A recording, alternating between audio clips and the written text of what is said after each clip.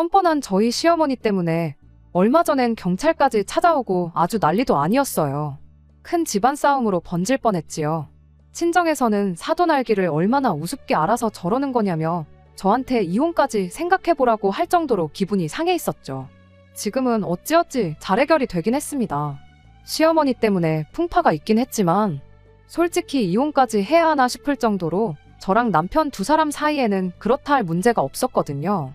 아직도 친정부모님은 앙금이 남아있는 것 같긴 하지만 그래도 일이 해결되었고 당사자인 제 동생 또한 이젠 괜찮다고 하니 잘 해결되어서 참 다행이구나 싶기도 해요. 게다가 다른 건 몰라도 이번 일을 계기로 시댁과 거리를 두게 된 지금 며느리인 제 입장에서는 오히려 편하기도 하고요. 그리고 남편이 원래도 저에게 잘하긴 했지만 이번 일로 제 동생이며 친정 부모님께도 더 잘하게 되었고요. 결과적으로는 다 잘 됐구나 그렇게 생각하려고 합니다. 신혼 때 신혼집을 시댁과 엄청 가까운 곳으로 구했어요. 차로 10분이면 도착할 거리다 보니 원치 않아도 시어머니와 마주치는 일이 많을 수밖에 없었습니다. 애초에 시댁과 가까운 곳에 신혼살림을 차린 게 잘못이긴 했지만 그 당시에는 그쪽에 신혼집을 구하는 것보다 더 좋은 방법이 따로 없기도 했어요. 아무튼 그 덕분에 제가 여러모로 고생을 했어요. 결혼 준비할 때는 전혀 눈치도 못 챈 시어머니의 본성 때문에 말이죠. 맘고생은 물론이고 몸도 같이 고생을 했어요. 아무래도 거리가 가깝다 보니 시도 때도 없이 찾아오는 시어머니를 막을 방법이 따로 없었거든요. 신혼 때 시어머니가 혹시나 너네들 출근해서 집에 없을 때 무슨 일이라도 생기면 어쩌냐며 신혼집 비밀번호를 물어왔어요.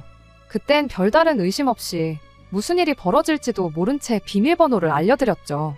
그걸 시작으로 시어머니는 시도 때도 없이 신혼집에 들락날락 하셨어요. 저희들 출근해서 집에 없을 때도 자주 찾아왔습니다. 말로는 뭐 저희 맞벌이 하느라 바쁜데 밀린 집안일 좀 도와주겠다 하고 오신 거였는데 집안일을 도와준다기보단 며느리 꼬투리 잡을 거 뭐 있나 확인하러 찾아오셨던 거나 마찬가지였죠. 맘먹고 제 흠을 잡으려고 찾아오시는데 남편이 중간 역할을 잘해줬어도 역부족이었습니다.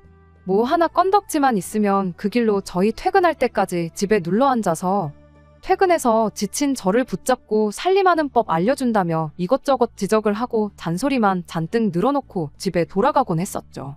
한 번은 냉장고 안에 제가 해놓은 반찬을 보고 음식 맛이 뭐 그러냐며 그걸 가지고 잔소리를 했어요. 제 딴에는 언제까지 반찬 사 먹고 외식하고 그럴 수는 없으니 나름 노력해 본 거였는데 그걸 가지고 며칠 동안 잡들이를 당하니 열심히 해보려는 마음도 쏙 사라지더라고요. 그래서 다시 처음처럼 반찬 가게 반찬을 사다가 쟁여놓고 그랬는데 그 후엔 또 우리 아들 뼈 빠지게 일하는데 조미료 투성이에 몸에도 안 좋은 가게 반찬을 먹이냐며 그걸 가지고 잔소리를 하셨고 그 덕에 냉장고는 싹 다 비워버리고 집에 돌아오는 길에 남편과 만나 외식을 하고 들어오고 그렇게 했네요. 집이 가깝다 보니 장 보러 갈 때마다 저희를 불러내서 대신 계산시키는 것도 부지기수였어요. 그걸로 저희 뭐 밑반찬이라도 해주셨다면 그걸 불만이라고 하는 제가 나쁜 사람이겠지만 아들 끼니 걱정하시는 분치고 저희한테 뭐 콩나물국 한번 끓여주신 적이 없던 게 저희 시어머니였습니다. 한 번은 이대로 못 견디겠다 싶어 시어머니 모르게 비밀번호를 바꿔버린 적도 있었죠. 물론 일주일도 안 돼서 시어머니에게 다시 비밀번호를 알려줘야 했습니다. 밤낮이고 찾아와 문 두들기며 큰소리 내시고 이웃분들께 민폐를 끼치는데 다시 알려주지 않을 수가 없었어요. 이 지경까지 오게 되니 잘 버티고 있다고 생각했던 제가 먼저 무너지게 되더라고요. 그나마 남편이 중간 역할을 해준다고 노력은 했지만 그것도 소용없을 정도로 제가 스트레스 때문에 고생을 했어요. 그나마 남편이 그 정도 해줬기에 버텼다는 생각이에요. 남편 아니었으면 아마 진작에 무너지고도 남았을 거예요. 아무튼 더는 남편도 이 상황을 두고 볼 수 없었나 봐요. 그냥 자기가 출퇴근 더 힘들게 하면 되는 거 아니냐 하며 그냥 집 내놓고 하루빨리 시어머니 곁을 떠나버리자고 먼저 제안을 해왔습니다. 저도 웬만하면 그냥 참겠다고 했었겠지만 정말 마지막까지 와있던 상황이라 남편 제안을 받아들이고 그 주에 곧바로 부동산 찾아가 집을 내놨습니다. 어찌어찌 운 좋게 집이 생각보다 빨리 나가게 되면서 시어머니도 모르게 이사를 나갈 수 있었죠. 이사 가는 날 시어머니가 어떻게 부모한테 말도 없이 이사를 가냐며 난리법석을 떠셨지만 뭐 이미 팔려버린 집인데 별다른 방법이 없었으니 금방 포기하셨어요. 그렇게 시어머니와의 길고도 짧은 악연은 끝나는가 싶었어요. 시댁 근처에서 떠나버리니 삶의 질이 말할 것도 없이 좋아졌죠. 그렇다고 시댁과 연을 끊고 지내게 된 건 아니고 명절 때나 생신 때는 당연히 찾아가고 그랬지만 일주일에 3-4번 보는 것과 비교해본다면 1년에 3-4번 찾아뵙는 게 비교할 수 없을 정도로 좋은 상황이었으니 저도 그간 쌓인 악감정은 금세 풀어버릴 수 있겠구나 싶었죠. 이사가고 몇 달간은 오히려 저도 시댁에 제 나름대로 평소보다 더 잘하게 되더라고요. 그런데 제가 모르던 문제가 하나 있었으니 그건 제 동생이었어요. 제 동생은 대학교 다닐 때부터 쭉 카페에서 아르바이트를 해왔고 그러다 보니 자연스럽게 진로를 그쪽으로 정하게 되었어요. 관련 자격증도 취득하고 하면서 카페를 하나 창업해보겠다고 알아보고 있던 와중이었습니다. 그 시기가 저희 결혼할 시기랑 맞물렸던 상황이었고 저희가 신혼살림 차리고 살다 보니 이쪽이 주거단지 규모에 비해 경쟁도 많이 없고 어쨌든 언니인 제가 가깝다 보니 어떻게든 도움이 될 수 있지 않겠나 싶어서 저희 동네를 소개시켜줬고 동생은 저 하나만 보고 거기다가 카페를 창업하게 되었던 거예요. 동생한테 저희 동네를 소개시켜줄 적에는 저희도 그 동네에서 못해도 5년은 더 살지 않겠나 하던 상황이었죠. 그런데 시어머니와의 불화로 저희가 급하게 이사를 나가게 되면서 동생 혼자 그 동네에 남아버리게 된 상황이 돼버린 거였어요. 그 상황을 두고 동생은 저를 원망하거나 하지는 않았어요. 동생도 주변 상권을 조사해보니 저희 말처럼 경쟁도 거의 없었고 카페가 잘 될 거라 어느 정도 확신을 했던 상황이었다고. 저희가 살고 있지 않았어도 이 동네를 알았다면 응당 이쪽에 창업을 했을 거라고 미안해하지 않아도 된다고 해왔어요. 시어머니와의 문제야 고부간의 문제지 그게 동생인 자기랑은 아무 관계도 없는 거 아니겠냐고 말해왔고 저도 남편도 이 부분에 대해서는 설마 시어머니가 그렇게까지 하겠어 하고 생각을 했어요. 저희가 또 한 번 시어머니를 과소평가했던 거였죠. 앞서 말씀드렸던 것처럼 이런 상황을 얼마 전까지는 전혀 모르고 있었어요. 동생은 장사가 엄청 잘 돼서 조만간 갑부가 될 것 같다는 식으로 이야기를 해왔기도 해서 시어머니랑은 아무런 문제가 없는 거구나 다행이다 하고 생각하고 있었죠. 그런데 사실은 그게 아니었던 거예요. 동생이 몇 달 동안 버티고 버티다 못해 얼마 전에 저한테 먼저 연락을 해왔어요. 문제는 뭐 말 안 해도 뻔하죠. 저희 시어머니 때문이었습니다. 동생이 가게 오픈하고 얼마 지나지 않아서 시어머니가 가게에 찾아왔었답니다. 커피 한 잔을 주문했는데 당연한 듯 계산을 안 하고 자리로 가서 앉아버렸다 하더라고요. 동생은 그래도 오픈 초반이고 커피 한 잔인데 뭐 괜찮겠지 하는 마음으로 그냥 음료수를 내줬다고 하더라고요. 문제는 그날 이후로 시어머니가 매일같이 찾아와 당연한 듯 공짜로 커피 한 잔씩 가져갔다고 하는 거예요. 동생도 점점 이게 무슨 상황인가 싶고 기분이 나쁘긴 했지만 괜히 자기 때문에 안 그래도 안 좋은 저와 시어머니 관계가 더 나빠질 수도 있겠다 싶기도 하고 괜히 자기 때문에 시어머니가 저를 또 못 살게 굴지는 않을지 그런 걱정이 돼서 아무 말 않고 있었다 해요. 그렇게 며칠간 시어머니라는 자리를 이용한 갑질 무전취식이 계속되었는데 얼마 뒤엔 시어머니가 동네 지인분들을 여럿 이끌고 카페에 또 찾아왔다고 합니다. 유명한 곳에서 직접 떼와서 팔던 케이크들부터 해서 한 사람 앞에 음료수 하나씩 주문도 엄청 많이 했었다고 하더라고요. 동생은 그동안 자기가 시어머니한테 공짜로 드린 게 있으니 매상 좀 올려주려고 손님들 데리고 오셨구나 싶어서 좋았대요. 그런데 막상 계산할 때 되니 시어머니가 가족끼리 돈을 받을 거냐며 배째라는 식으로 나왔답니다. 그때 찍힌 것만 10만 원 가까이 나왔는데 시어머니가 제 동생한테 이번에 자기 체면 한번 살려주면 이 사람들이 다 나중에 손님으로 돌아오는 거 아니겠냐는 식으로 말을 꺼냈대요. 여기서 돈을 받으면 동네 사람들 앞에서 당신 망신사를 주는 거라고 나오는데 동생은 그때 또 제 생각해서 한 번만 더 참자고 생각을 했고 대신에 다음번부터는 더 이상 공짜는 없다. 계산을 꼭 하셔야 한다. 몇 번이고 강조를 했다고 합니다. 시어머니는 사돈처녀가 언니랑은 다르게 융통성이 있고 경우가 바르다며 조아라 하셨고 동생 말에도 몇 번이고 알겠다고 동네 장사는 원래 이렇게 하는 거 아니겠냐며 벌써 단골이 10명이나 생긴 거나 마찬가지라고 너스레까지 떨었답니다. 여기까지만 들으면 아무런 문제가 없는 상황이었고 동생도 좋은 게 좋은 거라고 넘어가려고 했는데 진짜 문제는 그날 이후에 터져버리고 말았던 거예요. 시어머니가 중간에 무슨 말을 어떻게 해서 그렇게 된 건지는 모르겠지만 그날 시어머니가 데려온 동네 분들까지 그날부터 매일같이 가게에 찾아와 당연한 듯이 공짜로 달라고 요구하기 시작했다는 겁니다. 동생은 그때 한 번만 해드렸던 거라 단호하게 공짜로 해달라는 동네 사람들 뻔뻔한 요구를 거절했는데 그 동네 분들이 말이 다르지 않냐며 그 자리에 시어머니를 끌고 와서는 일을 더 크게 만들기 시작했다는 거예요.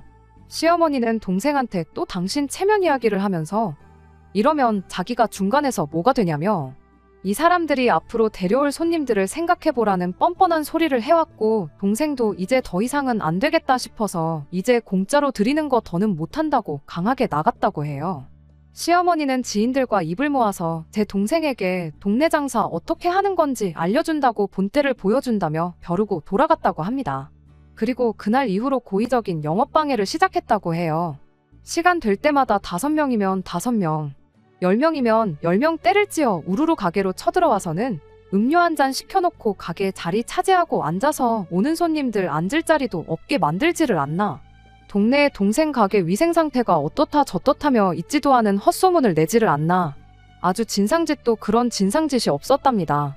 동생이 카페에서 일한 경력만 아르바이트 포함해서 10년이 넘는데 그 정도 진상들은 봤던 적이 없다고 할 정도였어요.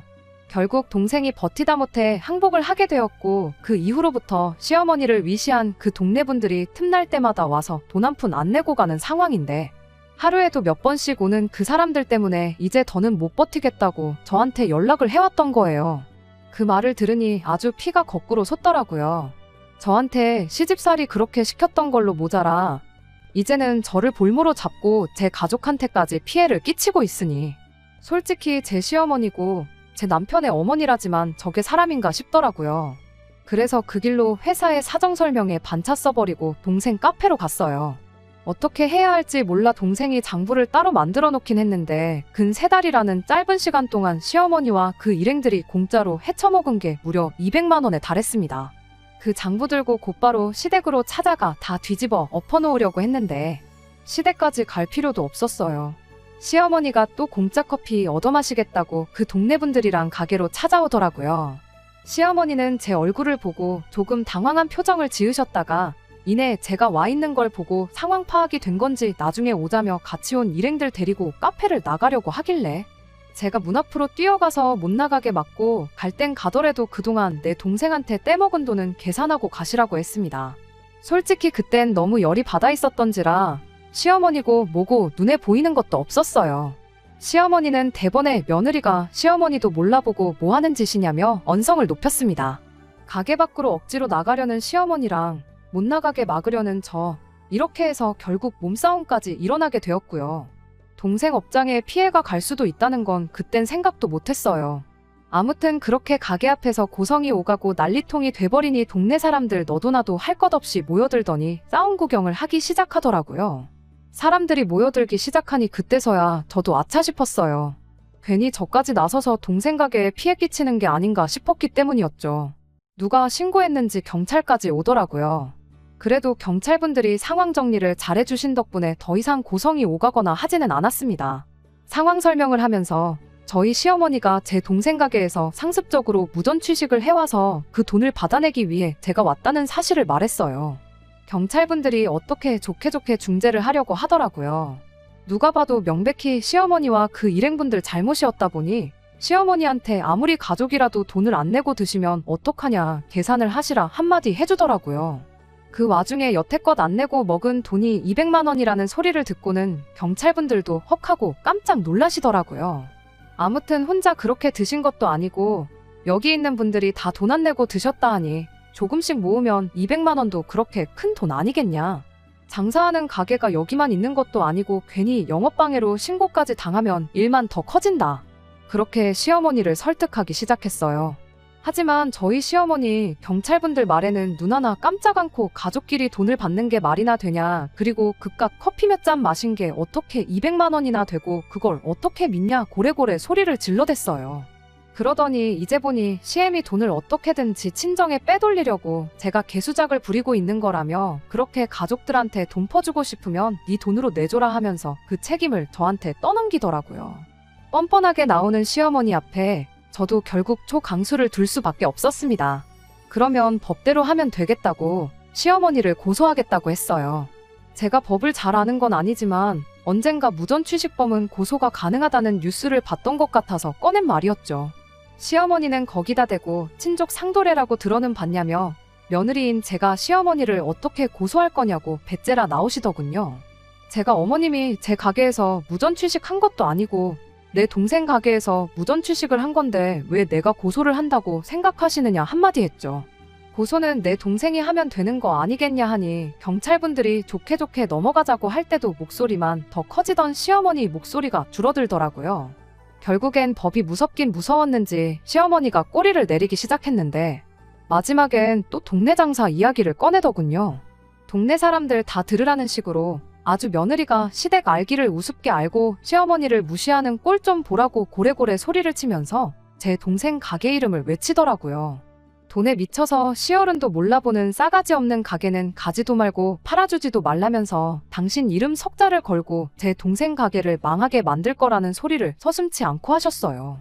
저도 뭐 1년 가까이 살긴 했지만 이사를 나갔으니 동네 사람하고는 거리가 멀었고 동생은 가게만 여기에 있다 뿐이지 또 한 동네 사람은 아니다 보니 동네 터줏대감인 시어머니와 그 일행들이 싸움 구경한다고 몰려있던 사람들한테 꺼낸 발언이 솔직히 무섭게 들리긴 했습니다. 그런데 저희 그런 예상과는 전혀 다른 일이 일어났어요. 싸움 구경을 하던 동네 주민분들이 시어머니한테 이게 뭐 하는 짓이냐며 빨리 떼먹은 돈이나 입금해주고 잘못했다 사과하라는 식으로 야유를 보내기 시작한 거였어요. 사람 그렇게 안 봤는데 가족들끼리 커피 한 잔을 더 팔아줘도 모자랄 상황에 어디 자식 같은 어린애들 돈을 떼먹는 게 말이나 되냐며 하나같이 입을 모아 시어머니와 그 일행들 욕을 하기 시작했는데 아직 정의는 살아있구나 싶었네요. 동네 사람들의 다 시어머니 아는 분들이 많으니 당연히 그쪽 편을 들 거라 생각했는데 예상외로 저희 편을 들어줬으니 말이에요. 결국 구경하던 사람들까지 저희 편을 들어주면서 시어머니는 어떻게 이 싸움을 더 유리하게 이끌어 나갈 상황이 보이질 않았는지 고소한다는 말에도 큰소리 치던 분이 결국 그동안 공짜로 뜯어먹은 돈을 그 자리에서 전부 계산하셨어요. 계산하면서도 시어머니 표정이 어디 한번 두고 보자는 억울한 표정을 하고 있었네요. 동생은 정신적인 소모가 너무 컸는지 한동안 가게를 못 열겠다며 친정에서 며칠 쉬다 온다고 들어갔고 결국 그것 때문에 친정에서도 이 상황을 다 알게 된 거예요. 남편한테 시어머니랑 한판 하고 온 이야기를 했는데 남편이 그 길로 친정으로 달려가서 대신 무릎 꿇고 죄송하다 사과하고 난리도 아니었네요. 동생 가게에 그 어떤 피해라도 생긴다면 자기가 다 책임지겠다고 하는데 친정 부모님은 자네가 한 것도 아닌데 왜 자네가 책임을 진다고 하냐며 시댁을 향한 불편한 감정을 숨기지 않으셨어요. 이때 정말 이혼 이야기까지 나오고 난리도 아니었는데 얼마 안 있어서 시아버지가 저희 친정까지 찾아왔습니다. 이거 싸움이 더 커지는 건가? 솔직히 엄청 걱정했는데 시아버지도 오셔서는 친정 부모님께 정말 패 끼쳐서 죄송하다고 사과를 해오셨어요. 그날 싸움 구경하던 사람들 중에 시아버지 아는 분도 몇 계셨나 봐요. 시아버지는 여태 이 상황을 모르고 계셨던 것이었고 심지어 저랑 남편이 계획보다 일찍 집을 팔아버리고 이사를 가게 된 상황 또한 시어머니 때문이었다는 걸 그날 처음 알게 되신 거죠. 그래서 저희 친정까지 찾아와서 진심 어린 사과를 하셨던 거고요. 시어머니처럼 막무가내로 나오면 어쩌나 싶었는데 집안일에 크게 관심이 없었을 뿐이지 아버님은 다행히도 염치가 뭔지 알고 계시는 분이셔서 다행이었네요. 덕분에 친정 부모님도 어느 정도 화가 풀리셨고 일이 잘 해결됐어요. 시아버지께서 만약에 이번 일로 가게에 피해가 가서 동네에서 장사를 못할 정도의 상황이 온다면 새로 가게 구하는 데 들어가는 비용 일체를 전부 대겠다. 그리고 시어머니며 그 지인들이며 절대 동생 가게 근처에 얼씬도 못하게 하겠다. 그런 약속을 하시고 시댁으로 돌아가셨습니다. 동생은 그래도 처음 창업한 가게고 인테리어 전반적인 것부터 자기 손이 안 들어간 게 없는데 더 장사를 해보고 싶다고 말했어요.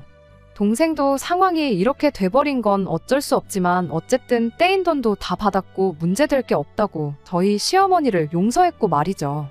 지금 동생네 카페는 장사가 엄청 잘 돼요. 오히려 그때 그 싸움이 전화위복이 되었다고 해야 할까요?